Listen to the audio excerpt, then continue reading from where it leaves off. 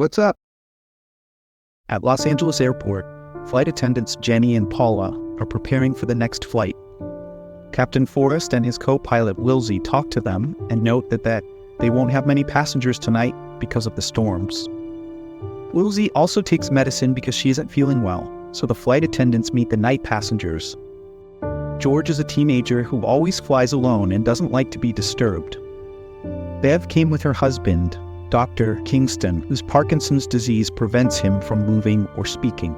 Army medic Shyla is nervous about flying, while Louise relaxes with her cat. Niall and Susan are expecting a baby and are quite systematic, so they clean their seats before they sit down. Ivers and Mika are lively foreigners who don't speak English very well. Henry has brought a cage of hamsters, and when Ralph tries to help him put it in the storage compartment, he is bitten in the process. The cage doesn't fit in that compartment, so the flight attendants force Harry to send it to the cargo hold. Businessman Preston continues to sneeze, apparently sick with the same thing as Wilsey. When the plane finally takes off, Jenny has to remind Neil to hang up the phone, and when he refuses, Harry forces him to do so. The two men get angry and argue, so Jenny sends them back to their seats, reminding them that they could be arrested when they disembark if they don't behave. Then Henry flirts with Jenny, talking about her doctorate and her work in the country. Moments later, Henry is watching the news and discovers that the Center for Disease Control has surrounded an apartment building in Los Angeles. Meanwhile, Ralph is not feeling well and asks for water while looking at the bruise on his thumb.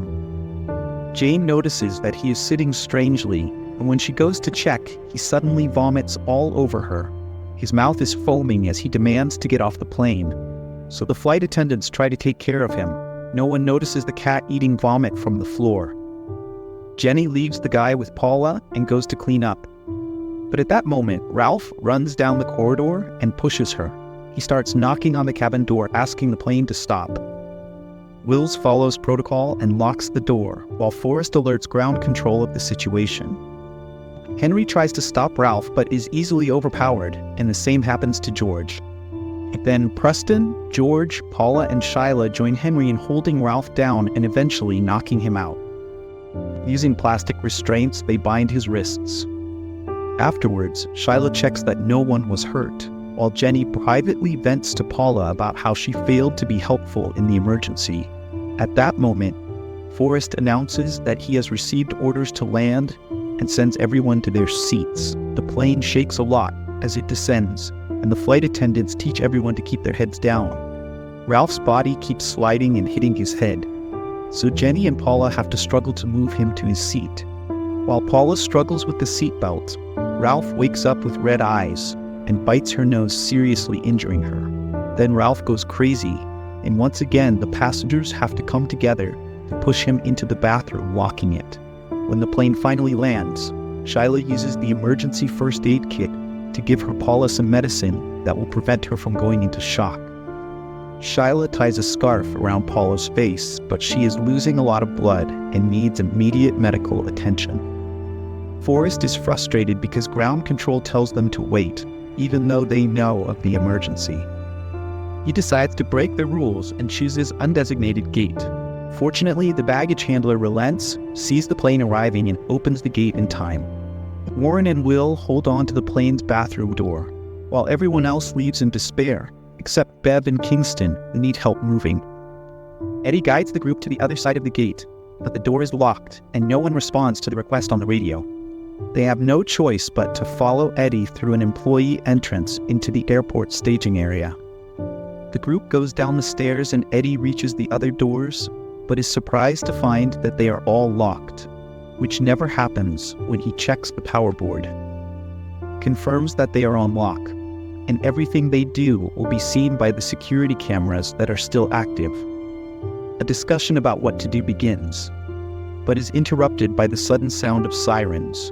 They look out the window and see ambulances and police cars outside, but the window is covered. A voice announces that the group has been quarantined and must wait until help arrives.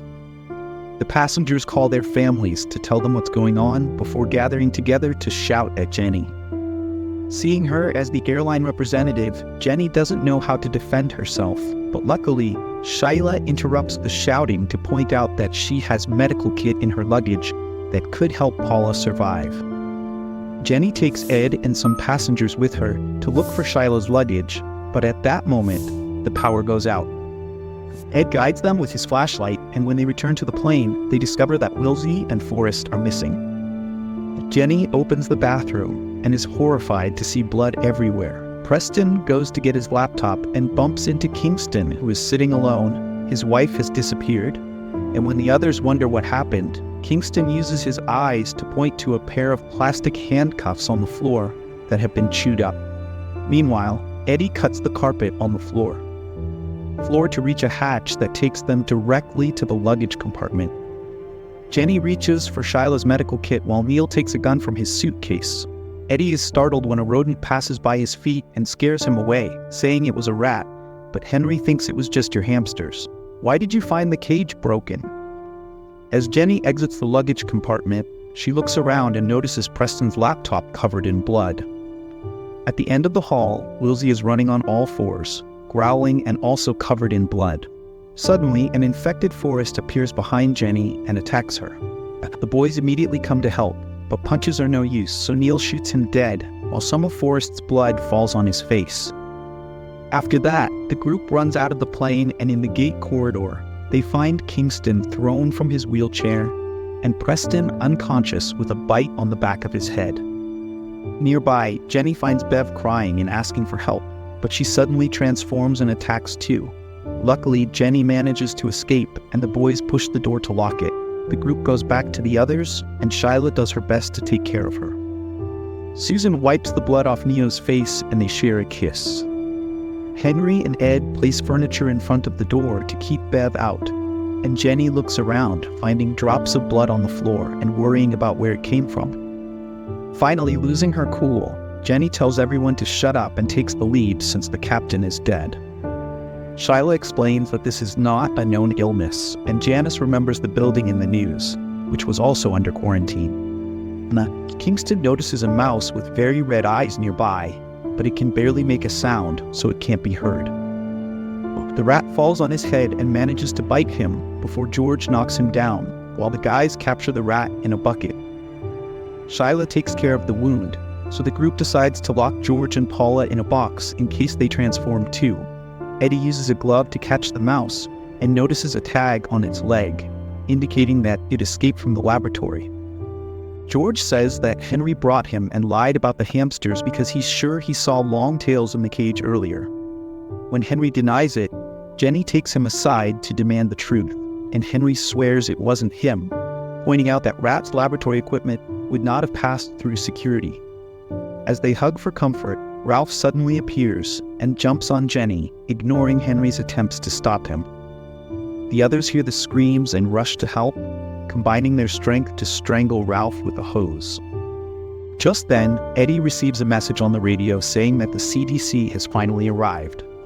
The group gathers at the door, but 4 agents enter instead of letting them leave. They hold the group at gunpoint while they take the rat and Neil's gun, then go to Paula and Kingston to give them injections.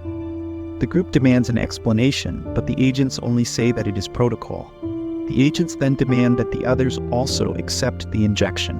Everyone hesitates, so Louise volunteers first, but before receiving the injection, her cat bites her neck and runs away. While the agent opens fire and misses all the shots, Kingston finally transforms and jumps on the guy to bite him. The other agents shoot at Kingston and try to take his partner away, and discovers that the door is locked. They shoot at the door to force it open and run outside, so Reverst takes the chance to follow them. The police open fire as soon as they see them and kill everyone, except the agent who is only hit in the leg. The group drags the surviving agent inside before closing the door. At that moment, they hear the roars of infected people approaching, so they run to hide inside Susan's container when she notices Niall foaming at the mouth, so the others have to drag her away while explaining that he is also infected. After closing the container, Sheila points out that each injection was a different color, so everyone was getting something different. Henry reveals that he took a gun and forces the agent to confess what he knows. It turns out that he is not from the CDC, but from the CBDT organization, which works under the Department of Homeland Security. One of their units went to the apartment in Los Angeles a few hours ago, but no one came out. In the attic, they found a bioterrorism laboratory created by a cult. They attempted to develop a survivor-based cure, but this only made the situation worse, implying that this group would be the next human test. After confirming that the rats carry the disease, the agent takes Henry's gun and gives up. Nika collapses, while Eddie remembers that this terminal is often flooded because of the old drainage tunnel, which means they could escape through him if they found him. Suddenly, Wilsey appears in an opening at the top of the container and grabs Eddie's hand, so Henry tries to shoot him, but he's out of bullets. Eddie tells George to press the button that lifts the container and crushes Wilsey against it. A beam. After that, the group leaves the container and Eddie guides them through the area, while Jenny realizes that Henry is missing. Nika walks behind and suddenly something drags her away from the others, so the group runs up the stairs to escape. In secret, Henry is grabbing a bag with another weapon. As the group runs, Jenny stumbles and finds Paula, who has also transformed. Jenny has to accept that her friend is gone and uses a wrench to fight the creature until she pushes it off the platform, killing her. Then the group arrives at the office where they look for the terminal plans, which show the way through a wall to find the drainage tunnel. Meanwhile, George reveals that he stole Henry's bag, and inside he finds suspicious documents recording laboratory experiments as well as a mysterious box. Just then, Susan and Neil find them and try to attack, but Henry returns and shoots them both in time. Ed realizes that Henry has been bitten, and George takes the chance to open the box, revealing many medicines and a syringe. Henry finally admits that he brought the rats and explains that he is part of the cult mentioned by the agent. Their objective is to clean the planet of humans, who are becoming more violent and destructive every day. Henry threatens to kill Jenny if George doesn't deliver the antidote, so Ed jumps in to stop him but ends up being killed. The others are now scared and let Henry get the antidote, which he mixes with the blood from his wound and injects into his eye, explaining that his group has followers in several organizations, and that's how he managed to get the rats past security. Now Henry is ready to leave and wants to take George hostage. Jenny tries to stop him, but Henry knocks her down and escapes with the boy and the plans. Jenny is very dizzy, so Shyla leaves first.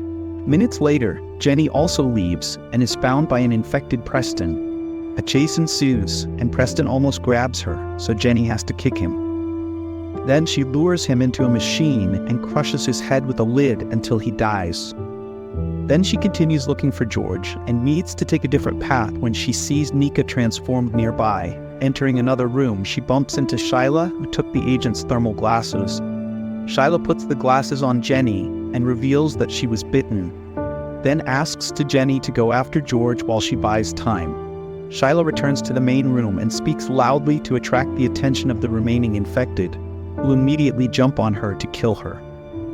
Jenny finds a hole in the wall that Henry opened to go behind the tunnel, and when she is about to enter, she is grabbed by Louise.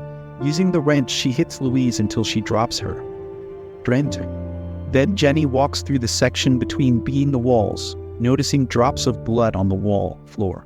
Thanks to the glasses, she is scared when she sees some animals, but they are just mice and not the laboratory rats following the trail of blood. Jenny finds the plans in Henry's shirt next to a ladder that goes down to the drainage tunnel. She looks down and finds George, who explains that the antidote didn't work and that Henry has also transformed. Ignoring George's warnings, Jenny goes downstairs and notices blood falling on her glasses. Suddenly, Henry appears and attacks her, making her drop her glasses before starting to throw her around. As Jenny tries to hold him back, George puts on his glasses and grabs the gun, shooting Henry, now free. Jenny retrieves her glasses and uses the wrench to finish off Henry with a blow to the head. At that moment, huge flames appear in the opening, indicating that the teams outside are burning the terminal. The exit is blocked, but Jenny finds the luggage tunnel and kicks the lid. George is too scared to go downstairs, so Jenny gives him the glasses and lets him go to safety first. As there are explosions outside, The pair move as fast as they can. However, Jenny soon starts to get tired and realizes she is infected. George turns around and sees her vomiting, but refuses to leave her behind. Jenny agrees to keep following just for his sake. Eventually, they find the exit, which is blocked by bars. George manages to just walk through them, and when he turns around again, a transformed Jenny tries to attack him through the bars. Luckily, she is too big to get through, and George gets rid of her by taking off his jacket, after which George finally manages to escape from the airport.